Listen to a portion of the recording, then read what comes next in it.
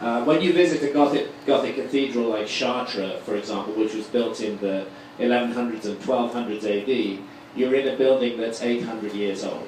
And that already seems amazing in its state of preservation. But when you go to Seti I, you're in a temple that is nearly 3,300 years old, 3,200 years old. Incredible age, and it still has its roof. So that's the first thing, just to be aware of how rare this is. We're in one of the oldest completely intact buildings in the world. Wow. Of course, the Great Pyramid is much older than that, but it's a different kind of structure. This is a building with great spaces inside of it, and roofs and columns, and there it still stands 3,200 years after it was first created. Secondly, there is a theme in the temple, which is to do with the ancient Egyptian idea of the relationship between the living king and the deceased king. When a king of Egypt passed away, he what? Possibly. You're magnetic. When the king of Egypt passed away, he identified himself with, and he was identified with Osiris. He became one with Osiris. In fact, he became Osiris, ruling or joining with Osiris in ruling over the afterlife kingdom. And the reigning living pharaoh was called the Horus King. That was, and he would have a Horus name. So there's a continuous cycle. It's concerning. Maybe I'll just. Can I be heard without it? Yes, give it a go. 1, 2, 3. This just doesn't work well. A continuous cycle which is manifested in the story of Osiris and Horus. The living king is the Horus king. The deceased king is Osiris in the heavens. Ah, this is really annoying. Yeah, I lose my temper sometimes. The electronics.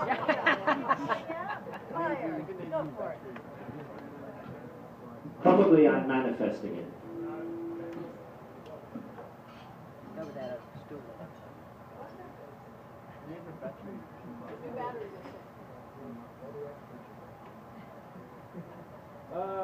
Okay, so that's another thing to look out for. Look out for the reliefs on the walls, which show the king seated as Osiris, which show Horus in his presence. Look out for a particular relief which shows the goddess Isis giving life, giving Ankh, the life of millions of years, to Seti I. It's a beautiful thing. It's a transcendental piece of art. You'll find it on the walls in the temple of Seti I. Look out for the king list, which is in a corridor out back of the temple, where we see Seti I showing his young son Ramesses II, the famous Ramesses II, supposedly the pharaoh of the Exodus, is the son of Seti I. We see Seti I showing Ramesses II a list of all the pharaohs who've ruled before their time.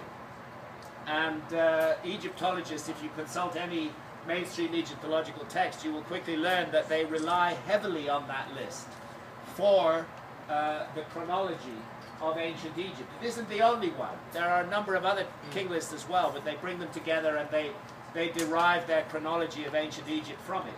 What always amuses me is that they, and even if you check it out on Wikipedia, you won't see this reported, because Wikipedia, by the way, is a voice of the orthodox. Wikipedia is not alternative media. Wikipedia is the mainstream.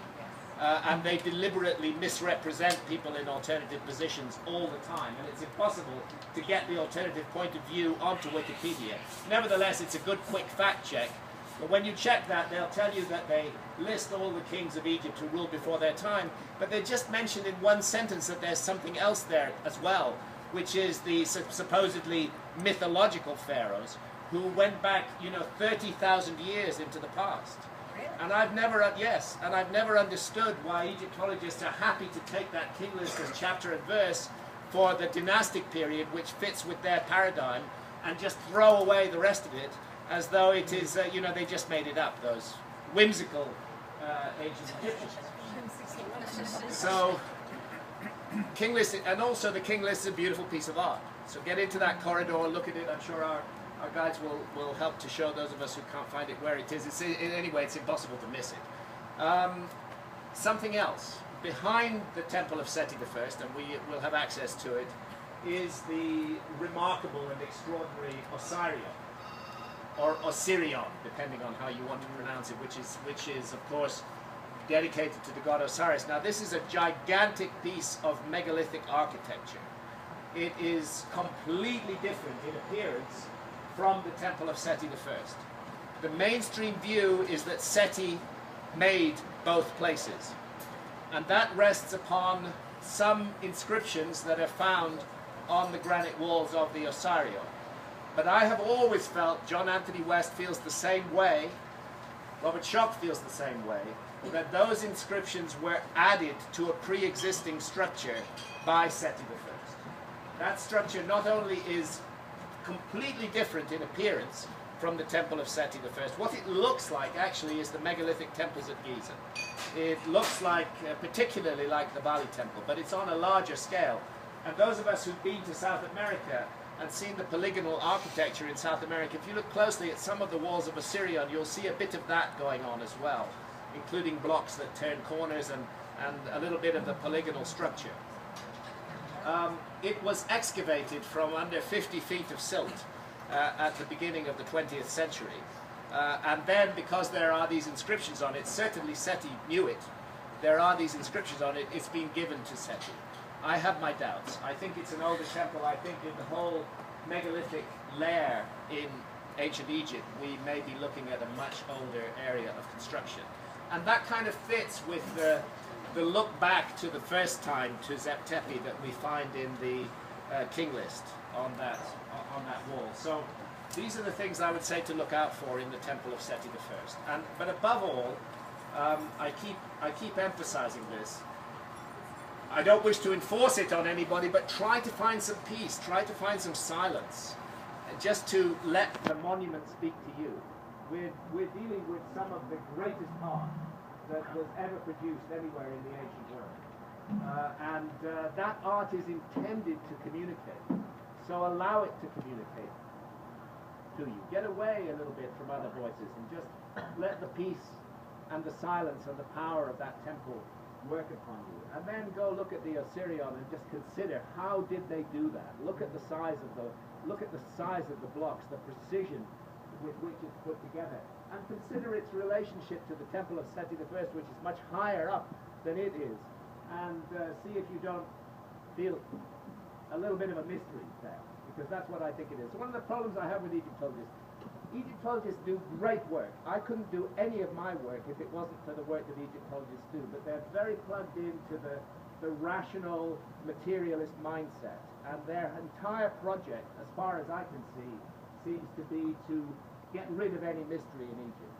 And I think that's a pity, because Egypt is filled with mystery, and we should be open to that. Temple of Dendera also has its roots.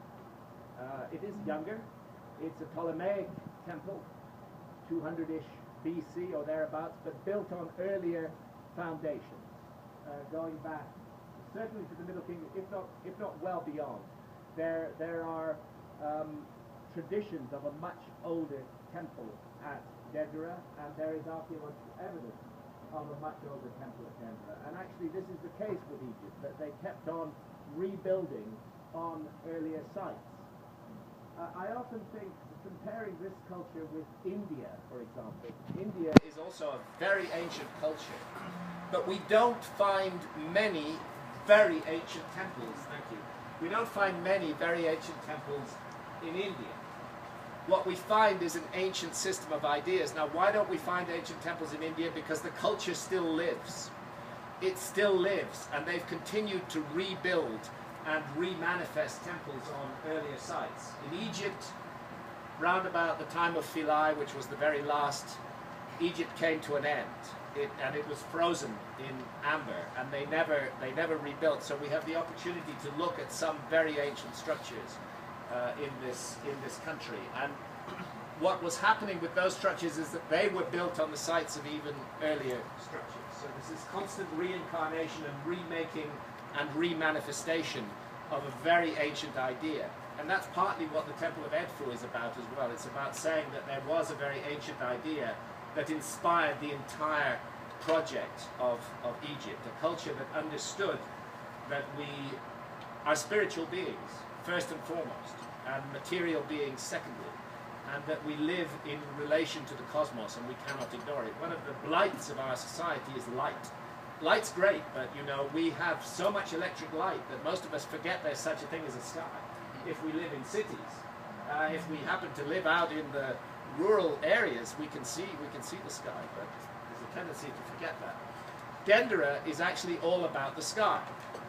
There are two zodiacs at Dendera, and they are zodiacs which are expressed in exactly the form that we know the zodiac today, pretty much anyway.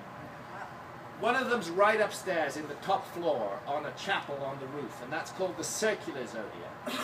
And although you might not guess it in looking at it, tragically what you're looking at in the circular zodiac is a copy, because Napoleon grabbed the original, and it is now in the Louvre in Paris.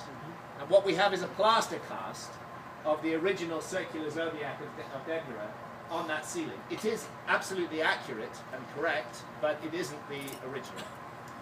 Where you see the original zodiac is downstairs in the hypostyle hall, in the main area of the Temple of Dendera, and that's called the square zodiac. And you will see all the 12 signs of the zodiac as we know them, beautifully carved and painted on the roof. And you will see images of Osiris riding in his boat of stars, and Isis as the star Sirius. It's all up there. The whole thing is about the heavens and about as above, so below. So spend some time looking at that. It's really good if you can, you know, even lie down on the floor and just look up at some of those. Get a telephoto. Well, they do let us take photographs in Dendera. Yes. Yes? Yes. We can take photographs in Dendera. Santa and I spent some days there, and Santa spent her whole time there lying on her back, rather slowly moving along and taking pictures. You just rang the cosmic phone. You know, there's this thing between me and electronics. I don't know. There's a little trickster at work when I connect with any kind of electronic medium, and it does this. Yes. So yeah, that's about what I have to say. We're looking at a major issue of astronomy at Dendera, and let nobody say that the Egyptians had no idea of astronomy. Now they will say, okay, this was late period, but I'm sorry, the Egyptians from the very beginning were very much focused on the stars, and you're seeing the latest manifestation of that at Dendera. Yes, go ahead. Back to Abydos, what do you think of the helicopter? Well, do you know where it is? Of course. Please show it to us. I don't think it's a helicopter. I don't think it's an Abrams tank. I think it is actually a palimpsest. I think that older hieroglyphs have been rewritten, overwritten, and they have that look. Anyway, I mean, if the aliens came here, why would they use our tanks? You know. Or is it a vision of the future? I just don't think that is a picture of Yeah, but we can see it. 21st century or 20th century technology on the walls of Dendera Temple. Now, I just have a strong gut feeling that that's not what it is, having looked at the pictures, but I have never seen that, so please show it to me. I'm sure everybody here would like to see that. Yes, Because it's an image that Ancient Aliens has made extremely famous. Yeah. If we behave, we can see it. If we behave. For you, my friend, 100 Egyptian pounds. We will behave. Yeah, I'd love to see that myself, and who knows, maybe I'll change my view, but one of the things I don't enjoy about the ancient astronaut theory is its extreme materialism. I don't see why those incredibly high-tech astronauts should use our technology or something like our technology. I think they'd be using a technology that's far beyond ours. But you know, I have my prejudices too, and that's one of them. I just say no, that is not a bloody Abrams tank. It's not so clear anyway. You know? Yeah, but it's we a will- good we will try to mystery. figure it out. Let's have a look at it. Let's all make up our own minds about it. Don't let me influence you. No, it's not so clear all the time. You need just really to concentrate Yeah. until you see it, because it's way up top in the ceiling. Oh, it's right up on the ceiling. Almost in the ceiling, one of the lintels by the ceiling. Okay. So you need to focus and Okay. think, and then you can see it. Okay. Well, you are going to attract a huge crowd. Okay. We're gonna make money tomorrow. Okay, so that's my little spiel for today. And Yes, thank you.